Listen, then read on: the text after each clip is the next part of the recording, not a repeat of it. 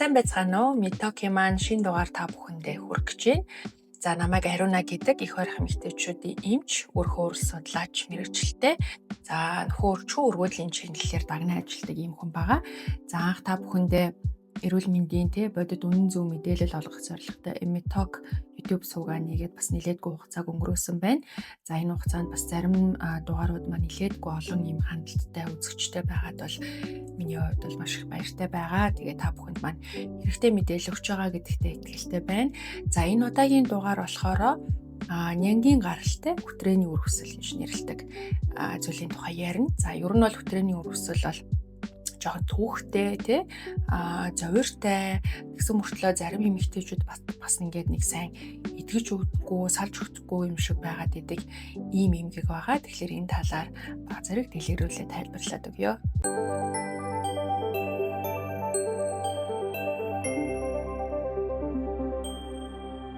За нянгийн гаралтай хөтрээний үр хөсөл гэдэг энэ зүйл маань болохоор ер нь нийлийн түгээмэл тохиолддог. Нийт одоо хөтрээний үр хөслийн 40-50% нь яг ийм нянгийн шалтгаантай хөтрээний үр хөсөл байдаг. Тэгээд нөгөө яс үндэстэй амьдралын хэм маягаас шалтгаалаад улс орон болгонд ялгаатай 20-оос бүр 60% хүртэл юм тохиолддог юм эмгэг байна.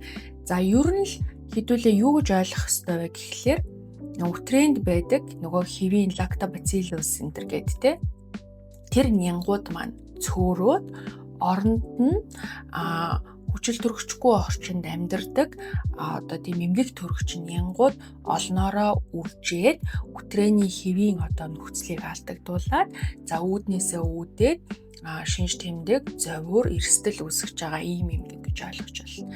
Тэгэхээр хамгийн гол одоо энэ дээр байдаг төлөөлөгч бол Garneriella гэдэг одоо ням байдаг. За гэхдээ энэ бол зөвхөн одоо нэг төлөөлөгч нь. За сүүлийн үеийн судалгаа бол маш олон төрлийн бас нянгууд энийг үүсгэх боломжтой, хавсарч тохиолдох боломжтой гэж бол тодорхойлсон байна. Тэгэхээр ганцхан тэр бактери байна гэдг нь хөтрээний одоо нянгийн гаралтай үр хөслийг тодорхойлохгүй өөр бусад бактериуд бол оролцдог, нянгууд оролцдог гэсэн үг байна.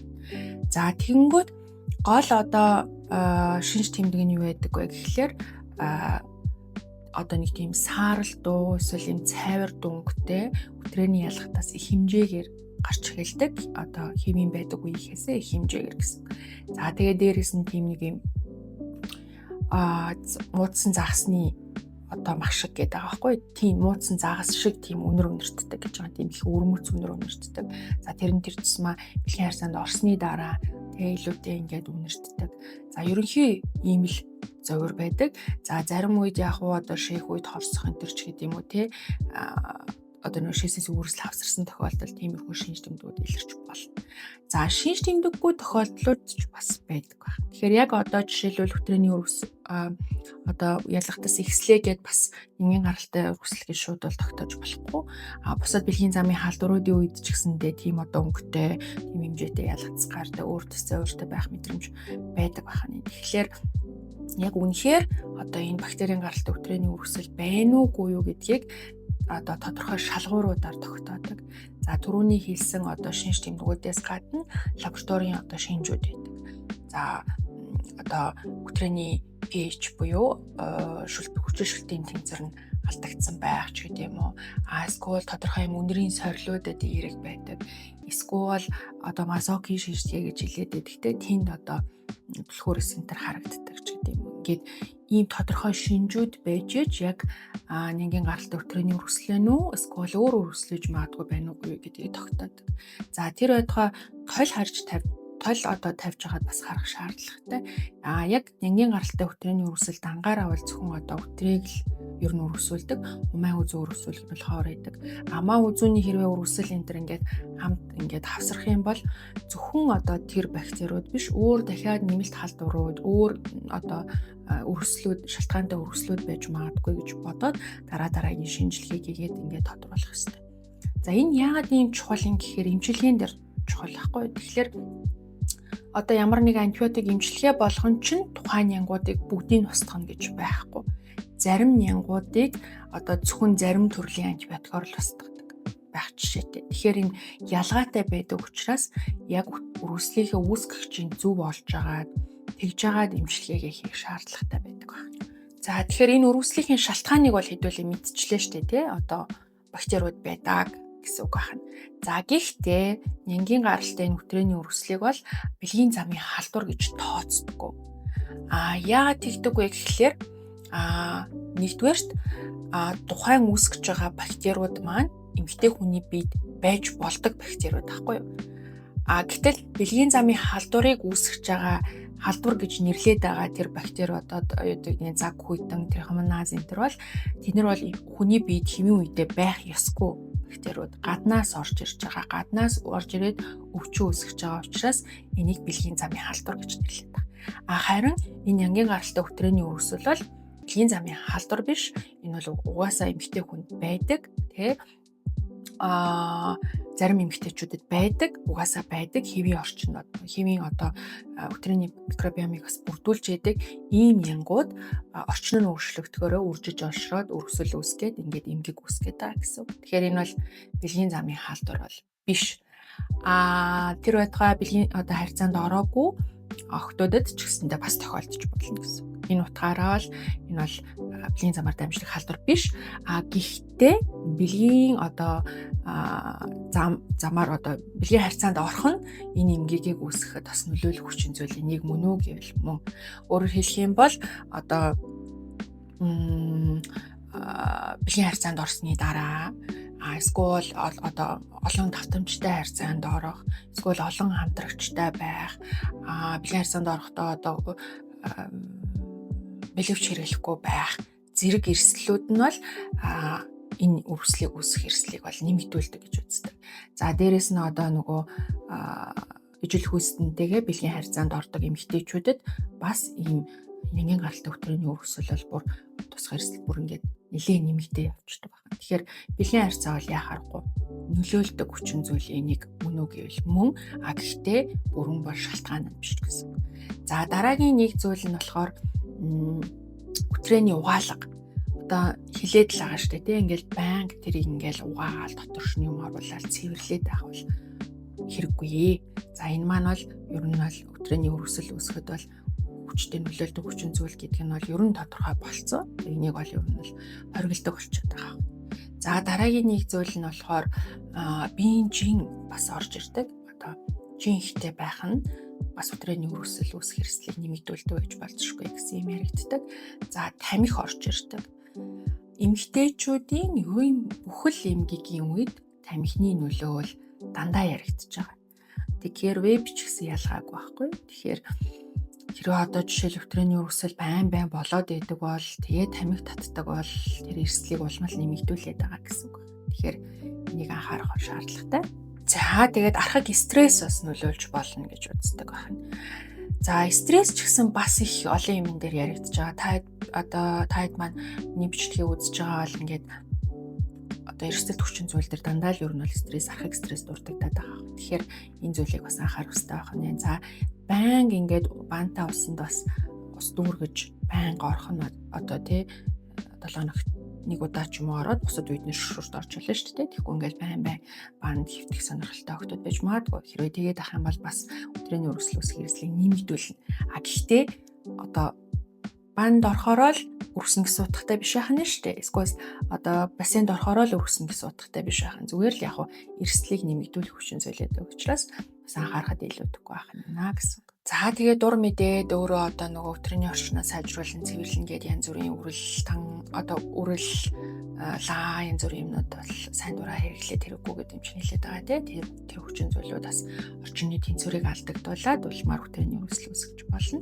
За өөр бусад бэлгийн замын халдваруудын үед бас дахиад тухайн халдвар нь өтрийний орчинг өөрчлөөд тэгэнгүүт нөгөө нэг хөгжихсгүй нөхдүүд ч хөгжиж орж ирээд ингээд давхар өргөсөл үүсгэж болсон. Тэгэхээр энэ хоёрын холбоо хоорондоо айгүй тийм хамааралтай байдаг байхгүй юу? Нянгийн гаралтай өтрээний өргөсөл өөрөө бусад бэлгийн замаар халдварлах эрсдлийг нэмэгдүүлдэг. Эсвэргээрээ бусад халдварууд нь бас нянгийн одоо шалтгаантай өтрээний өргөсөл үүсэх эрсдлийг нэмэгдүүлдэг. Ингээд харилцан хамааралтай ойлголттой байна. Өтрээний одоо тэр нянгийн гаралтай өргөсөл нь одоо HIV юм уу эсвэл herpes simplex вирусээр өвдөх эрсдлийг бол бүр нэлийн нэмэгдүүлдэг гэдэг нь бол юм тогтогдсон байна. Тэгэхээр бас ингээл эвгүй оргил яваад хахад нь тоохгүй бас байгаад иж болохгүй. Тэрийг эмчлүүлээд хэвийн байдалд нь оруулах шаардлагатай байна. Тэгэхгүй бол бусад одоо халдварууд үүсэх эрсдлийг бас ингээд давхар нэмэгдүүлээд байдаг гэсэн.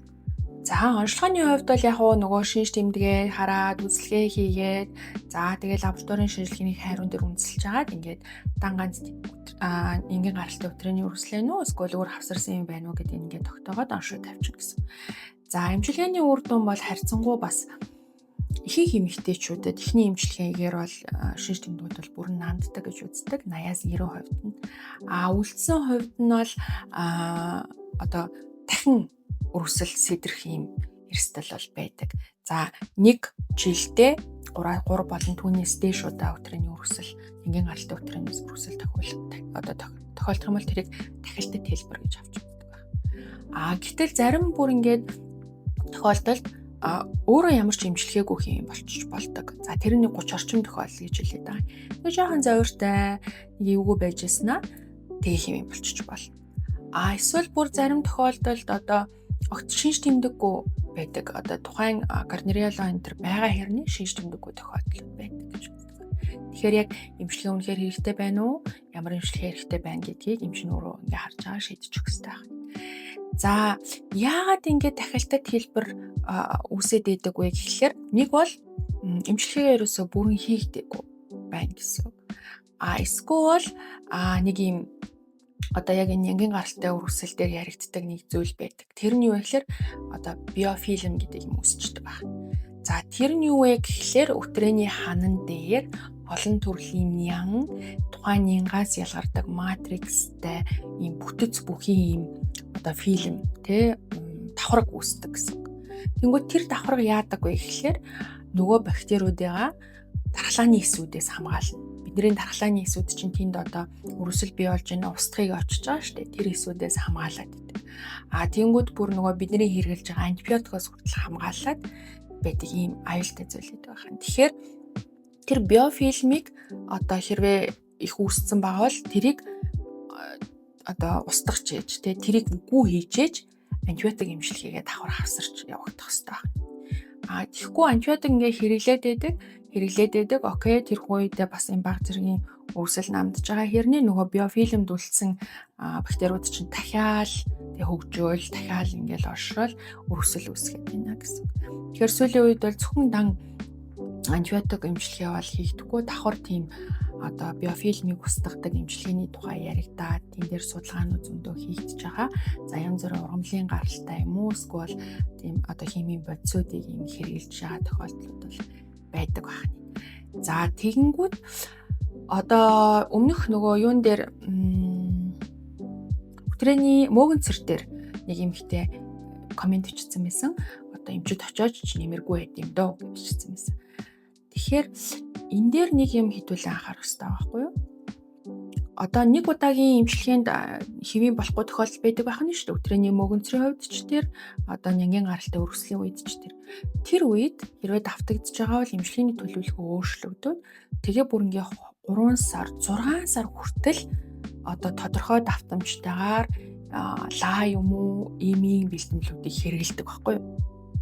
Тэгэхээр одоо нэг удаа одоо намдчлаа 2 дахь удаага намдлаа гэд 1 сар ч юм уу 1 сарын ч юм уу эмчилгээг орхиж болохгүй гэсэн. Хэрвээ одоо тэрийг үндсээр нь дарья, дараагийн тахилтаас нь сэргийлье гэж бодож байгаа бол 2-3 сарын юм хавсарсан эмчилгээ хэрэгтэй болдог байхгүй. 2-3 сар бүр 6 сар хүртэл ийм эмчилгээ хэрэгтэй болдог. Тэгээд ингээд одоо 7 хоног ч юм уу сард юм уу тодорхой давтамжтайгаар тэр бэлтгэлүүдийг хэрэгжилж хяналтанд явж иж устгах гэсэн. За дээрэс нь одоо жишээлбэл эмэгтэйчүүд одоо ийм ашигтай бактери зөвлөсөн ингээд 7 хоног уусан ч гэдэг юм уу ингээд сар уусан ч гэдэг юм яригадаад идэг. За юм чин дахиад хэлээ. Пробиотикийг бол одоо дор хаяж 3 сар ч юм уу тий урт хугацаанд ууж ижил тэр чин тодорхой хэмжээний нөлөө үзүүлнэ гэсэн үг байна.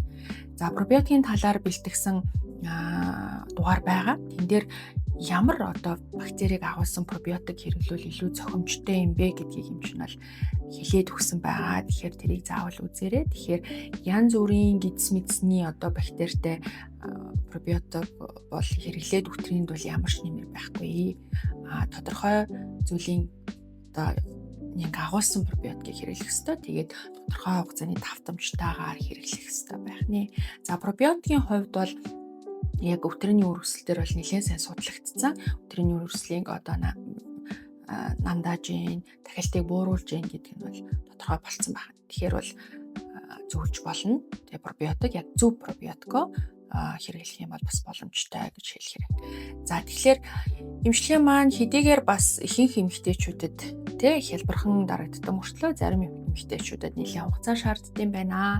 За бүр ингээд тэр хагас жилийн хугацаагаар хүртэл явах эмчилгээ шаарддаг байна гэдгийг ойлгох хэрэгтэй. Тэгээд тэрийг эмчтэйгээ ярилцаад тэгээд энэ учраа олох хэрэгтэй байх нэ. За нянгийн гаралтай өвтрээний үргэлжлэлийн аюултай тал нь юу юм бэ гэхлээр нэгдүгээрт бол нөгөө бусад халдвар үүсэх эрсдлийг нэмэгдүүлдэг гэсэн шүү дээ. Энэ бол нэг аюулнах нь. За хоёрдугаарт болохоор янз бүрийн ажилбарууд хийсний дараа хүндрэл үүсэх эрсдлийг нэмэгдүүлэх гэдэг. Одоо үтрээгээр дамжуулсан умаа хүндэд ч юм хийгдэж байгаа ажилбаруудын үед одоо хүндрэл үүсэх эрсдэлтэй, халдвар таашаа дамжих эрсдэлтэй ийм зүйл үүсгдэг. За жирэмсэн үед бас нэлээ ноцтой бас үр дагавар үүсгдэг. Дутуу төрөлтийн эрсдлийг 2 дахин нэмэгдүүлдэг гэж үздэг. За зарим одоо удирдамж юмнууд дээр болохоор бүр ингээд 22-7 хоногоос өмнө одоо вагинозис болж байгаа бүх эмэгтэйчүүдийг одоо эмчлэх ёстой. Тэгжээж дутуу төрөх эрсдлийг бол багасгана гэсэн юм яригдж байгаа. Гэхдээ яг одоо заавал мөрдөх юм биш л дээ. Ер нь бол маш анхааралтай хандах ёстой л гэсэн үг байна. За тэгээд дээрэс нь төрсний дараа бас нөгөө одоо сарсны үрүүсэл эндометрит гэж нэрлэдэг сарсны үрүүсэл үүсэх эрсдэлтэй байх нь байна. За тэгээд улмаар тэрнээсээ улбалаад нөгөө багаарсгийн хүндийн эрхтнүүдийн үрүүсэл эмгэг үүсэх эрсдэлтэй байх нь. Яг хуу ер нь бол тийм амар одоо яг одоо нэг удаа туслаа гэхэд нэг айхтар нөгөө эрсдэл нь гайгүй юм шиг мөртлөө бас эрсдэлтэй нөхцөл байдалд бол ийм төвхтэй одоо үр дагавартай байдаг баг. Тийм учраас бол нэг амар нэг ингээл за нэг лаа хийгээд гайгүй болгочих гэдэг юм уу те. Эсвэл нэг за нэг тийм юм уугаад тийм лаа хийчихэр гайгүй болчих юм да гэд ингээд орхиод иж болохгүй. Ер нь бол эмшийн хяналт нь нэлээд сайн эмчилж зүгээрээ гэж хэлнэ. За хамтрагчийг бол яг заавал эмчлэх шаардлага бол бас яригддаггүй. Гэхдээ дахин давтан одоо өвтрийн өрсөл үүсэж байгаа тохиолдолд хамтрагчийг нь давхар антибиотик эмчилгээ хийгээд тэгээд тэр тохиолдол багассан тийм судалгаанууд байдаг байна. Тэгэхээр одоо хамтрагч буюу нөхөрт нь найз залуутантай эмчилгээ хийх үгүй юу гэдгийг эмчтэйгээ бас ярьж байгаа тийм шийдэх шаардлагатай зүйлүүд байна. За ерөнхийдөө бол нэг иймэрхүү ойлголт байх нь байна. Яг хуу хэдийгээр ингээд тохиолдол их байдаг те нилээн юм судлагдсан одоо ийм амьгийг юм шиг мөртлөө айгүй тийм буруу ойлголтууд их байдаг. Эмэгтэйчүүдийн дунд, эмчнэрийн дунд буруу ойлголтууд их байдаг. Ийм эмгэг байгаа. За тэгээд хэрвээ танд ямар нэгэн асуудал ах юм бол эмчнэр үргэлж хэлж байгаа мэргэжлийн эмчнэрт заавал хандах шаардлагатай шүү гэдгийг хэлмээр байна. За тэгээд дараагийн дугаар маань баг одоо шинэ жилийн баяр төхөөд та бүхэндээ хүрнэ. За тэгэхээр эмчний янз бүрийн эмгэг энтер ярихаасаа илүүтэй арай илүү юм сонирхолтой хүний биеийн одоо гайхамшигын талаар өөрийн мэдэж авсан зарим сонирхолтой юмнуудыг бас ярьж өгдөм билүү гэсэн юм бодолтой байгаа. Тэгээд дараагийн дугаараар уулзлаа. Баяртай.